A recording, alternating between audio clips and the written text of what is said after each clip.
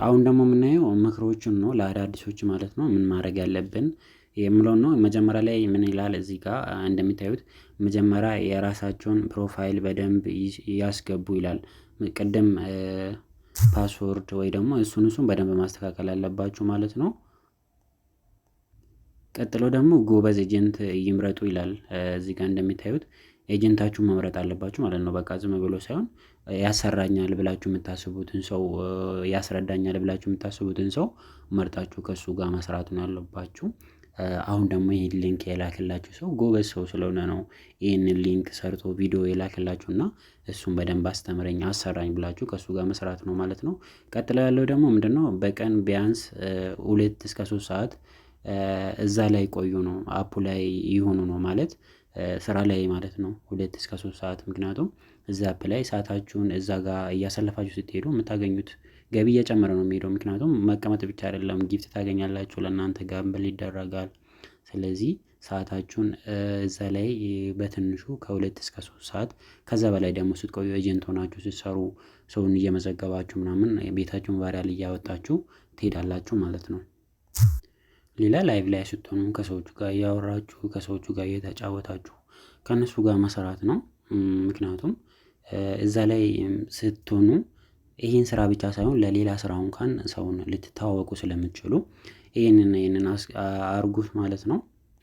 እሺ ሌላ ደግሞ ኤክስሚ ላይ ገቢ የምናገኝበት መንገዶች ነው። የመጀመሪያ ሆስት ሆነን ነው የምንጀምረው። ምክንያቱም ስለ ፕላትፎርም እስከምንረዳ ድረስ ስለ ፕላትፎርም እስከምናውቅ ድረስ ሆስትን ነው የምንገባና ገብተንስ እንዴት እንሰራለን የሚለውን ላሳያችሁ። አሁን ወደ አፑ ተመልሰን ማለት ነው እንዴት እንሰራለን፣ እንዴት ቤታችንን ከፍተን እንዴት የሰው ቤት ገብተን እንደምንሰራ አሳያችኋለሁ ማለት ነው። ስራውን የምንሰራ በሁለት መንገድ ነው። መጀመሪያ ቤታችንን ከፍተን እንችላለን። የራሳችንን ቤት ከፍተን እዚህ ጋር ምልክት አለች እና እሱን ምልክት በመንካት የራሳችንን ቤት ከፍተን ስራውን መስራት እንችላለን። ሌሎቹን አይከን አሁን ቀጣይ ቪዲዮ ላይ ያሳያችኋለሁ። ግን የራሳችንን ቤት ከፍተን ለመስራት ይሄንን ነው የምንጠቀመው ማለት ነው። አሁን እሱን ከነካም በኋላ ምን ያደርጋል ማለት ነው? እንደዚህ ይከፍትልናል።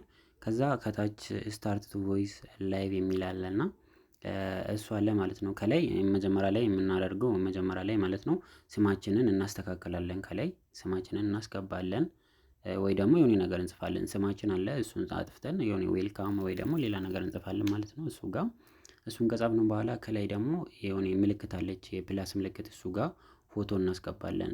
ባክግራውንድ ላይ የሚሆን ፎቶ ማለት ነው። አሁን ለምሳሌ ይሄን ባክግራውንድ አድርጌያለሁ። ከዛ ቀጣይ ስታርት ቱ ቮይስ ቻት ብለን እናስጀምራለን። አሁን አስጀምረናል። ባክግራውንድ ምናምን ልብስ ምናምን አለ የፈለጋችሁ መርጣችሁ ከኋላ ማድረግ ትችላላችሁ። ግን አሁን በቀላሉ እንደዚህ ድምፃችሁን ማጥፋት ከፈለጋችሁ ይሄንን ትነካላችሁ። የሰው ድምጽ እንዳይሰማችሁ ደግሞ ቀጣይ ያለው ስፒከር ምልክት አለውን እሱን ትነካላችሁ ማለት ነው። የራሳችሁን ለማጥፋት ማይኩን ማለት ነው። እሱን ካረጋችሁ በኋላ ምንድነው አሁን ወደ ታስካችን ልንሄድ ነው። ታስካችንን ለመስራት ልንሄድ ነው። ከታች የሆነ የሮኬት ምልክት ወይ ደግሞ ሄሊኮፕተር የሚመስል አለ። ከሱ በላይ ደግሞ ጌም የሚል ኒው ሆስት የሚል አለ። እሱ እያለፈ ነው እና እኛ የምንጠቀመውን ኒው ሆስት $14 የሚለውን እነካለን። እሱን ነክተን ወደ ውስጥ ስንገባ እንደዚህ ይከፍትልናል። አሁን ታስካችን እዚህ ጋር አለ ማለት ነው። ለአዳዲሶች የመጀመሪያ ቤዚክ ሳለሪ ነው። ቤዝ ሳለሪ ደግሞ ስንት ነው? 1000 ነው። 1000 2 ጊዜ ነው የምንወስደው 2 ሰዓት ማለት ነው። እዚህ ጋር አሁን 02 የሚለው 2 ሰዓት እንደምንሰራ ነው። አንዱን ስንጨርስ 01 ይላል፣ 2 ከ1 ይላል፣ ሁለቱን ስንጨርስ 2 ከ2 ይላል። ሰዓታችንን ስንጨርስ ደግሞ እዚህ ጋር አሁን 60 ከ60 ሲሆን እዚህ ጋር ጎ የሚል አለ አይደል? ጎ የሚል ጠፍቶ ሪሲቭ የሚል ይመጣል።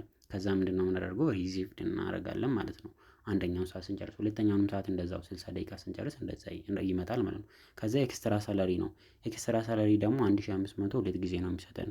ለሱ ግን ዳይመንድ ቻርጅ ማድረግ አለብን። ዳይመንድ ከኮይን ሴለሮች አሉ። ከነሱ ኮይኑን ገዝተን ምንድነው የምናደርገው ማለት ነው? ቻርጅ እናደርጋለን። እሱን ቻርጅ ስናደርግ ደግሞ ስንት ነው የምናገኘው ማለት ነው? በቀን 1500 2 ጊዜ። ቀጣይ ያለው ደግሞ ኢንቫይት በማድረግ የምናገኘው ነው። እሱንም ቻርጅ ስታደርጉ ነው የሚከፍትላቸው። ሰውን ኢንቫይት ስታደርጉ በሁለት ሰው 300 ይሰጣል። 300 30 ጊዜ ማለት በቀን ስንት ነው የምናገኘው ማለት ነው? 9000 እናገኛለን ማለት ነው ሰውን ኢንቫይት በማድረግ። ሶስተኛ ላይ ያለ ኢንቫይት ነው ሆስት እንደ ቻርጅ 1500 ዳይመንድ የሚል አለ እና ይህንን አድርገን በቀን ይህንን እንሰራለን ማለት ነው። ስለዚህ የምትገዙ ዳይመንድ ደግሞ የራሳችሁ ነው። በ200 ብር ያው 200 ለሌላ ነገር የምናወጣለን። በ200 ግን ይሄንን ከገዛን ተጨማሪ ነገር እናገኛለን ማለት ነው። ስለዚህ ይሄንን አድርጋችሁ ታስካችሁን የራሳችሁንም ቤት የሰውን ቤት ተቀምጣችሁ አንድ አይነት ነው ታስኩ። አሁን የራሳችሁን ቤትም የሰው ቤትም ሆናችሁ እንደዚህ መስራት ትችላላችሁ ማለት ነው።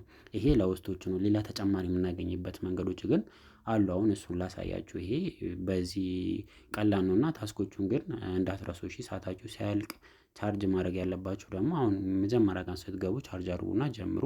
ሰዓታችሁን ደግሞ መረጡ። የምትሰሩበትን ሰዓት አንድ ሰዓት ላይ ስለማያልቅ የሰዓቱ ቀን አሁን ከላይ የሚቆጥር አለ እሱ የሚቆጥሩ ሰዓቱ ነው ማለት ነው። ስለዚህ እነዚህን አርጉት እንዳትረሱ። ሰዓቱን እዚህ ጋር የኢንቪቴሽኑን ሁሉ ነገር እንዳትረሱ ይሄን አርጉት ማለት ነው። እሺ እዚህ ፕላትፎርም ላይ ዊዝድሮ ማድረግ የምትችሉት 70 ሺህ ነው። 70 ሺህ $10 ነው። $10 ስትደርሱ ዊዝድሮ ማድረግ ትችላላችሁ ማለት ነው። እንዴት ነው እዚህ የሚደርሰው የምትሉ ደግሞ እዚህ ጋር ለምሳሌ መጀመሪያ ላይ ኤክስትራ ቤዝ ሳለሪ ኤክስትራ ሳለሪ 3000 በቀን 5000 ለሳምንት ትሰራላችሁ። በሳምንቱ ስንት ትሰራላችሁ ማለት ነው? 35000 ማለት ነው። ሌላ ሰውን ኢንቫይት ስታደርጉ ደግሞ ሌላ $10 አለ መጀመሪያ ላይ ስፒን የምታደርጉት እሱም እንደ ዕድል ልታገኙ ትችላላችሁ። ሌላ ሰውን ኢንቫይት ስታገኙ ደረጉ ደግሞ በቀን ለሳምንት 330 ጊዜ ይሰጣችኋል። ከሳምንት በኋላ ደግሞ 2210 ጊዜ 1000 ማለት ነው። በሱም ኢንቫይትም ታገኛላችሁ።